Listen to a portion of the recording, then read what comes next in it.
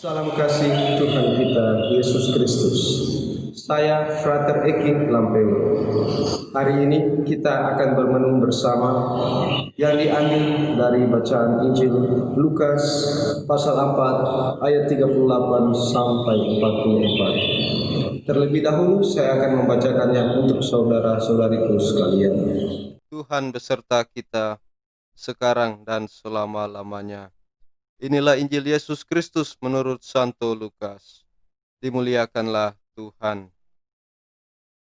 Setelah meninggalkan rumah ibadat di Kapernaum, Yesus pergi ke rumah Simon.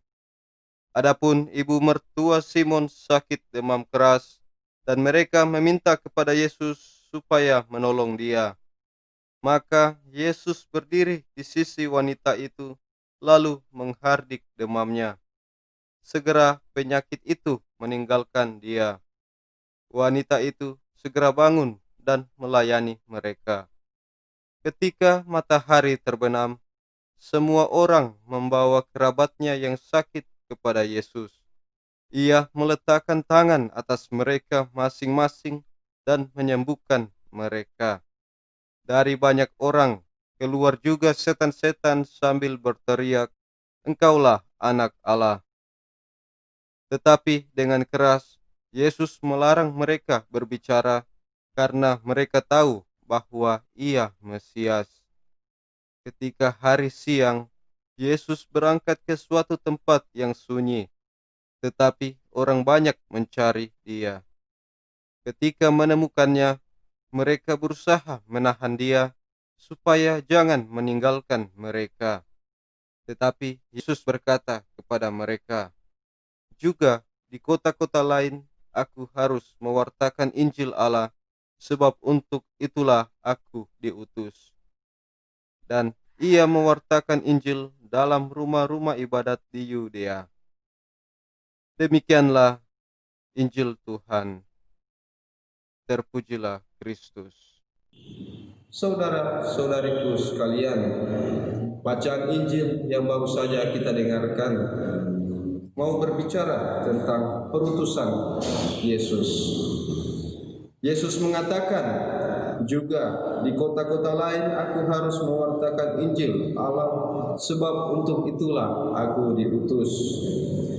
Perkataan Yesus ini mengungkapkan bahwa perutusan Yesus bukan hanya terbatas bagi orang-orang atau daerah-daerah tertentu saja, melainkan bagi semua orang.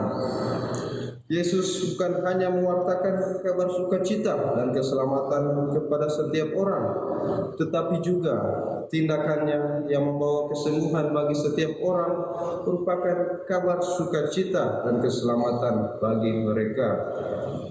Terlepas dari pewartaan dan perbuatannya, kehadiran Yesus itu sendiri merupakan sebuah sukacita dan keselamatan bagi setiap orang.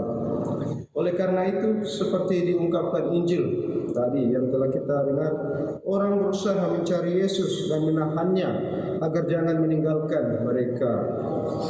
Saudara-saudariku sekalian, dari bacaan Injil hari ini ada dua poin permenungan yang dapat saya berikan kepada Anda sekalian, bercermin dari Yesus sebagai model hidup kita.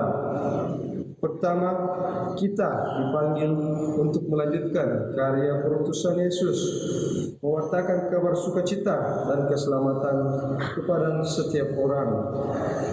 Kabar sukacita dan keselamatan kita wartakan bukan saja hanya dengan kata-kata, melainkan juga dengan perbuatan baik kita kepada siapa saja yang membutuhkan. Selain itu juga kita perlu membawakan diri dengan baik di mana saja agar kehadiran kita memberikan sukacita bagi semua orang.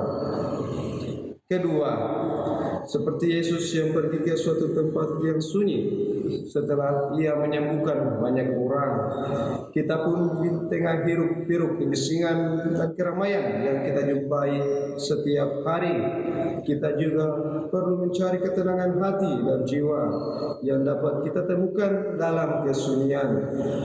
Dalam kesunyian kita dapat menenangkan hati dan jiwa setelah kita sibuk dengan kesibukan duniawi kita. Kesunyian memampukan kita untuk melihat diri kita lebih dalam dengan merefleksikan pengalaman hidup kita bersama dengan orang lain dan mampu membangun komitmen untuk lebih baik ke depannya. Lebih daripada itu, dalam kesunyian memampukan kita juga untuk mengarahkan hati dan pikiran kita kepada Tuhan dan memampukan kita untuk mendengar suaranya yang bergema di dalam hati kita. Dan dengan demikian kita dapat mengenal karya putusan kita berdasarkan kehendak Allah itu sendiri di dalam diri kita masing-masing. Saudara-saudariku sekalian, demikianlah permenungan singkat ini yang dapat saya berikan kepada Anda sekalian. Kiranya boleh memberikan inspirasi bagi kita untuk semakin mendekatkan diri kepada Tuhan dan mampu juga untuk mengenali perutusan kita di dalam diri kita masing-masing. Semoga demikian. Amin.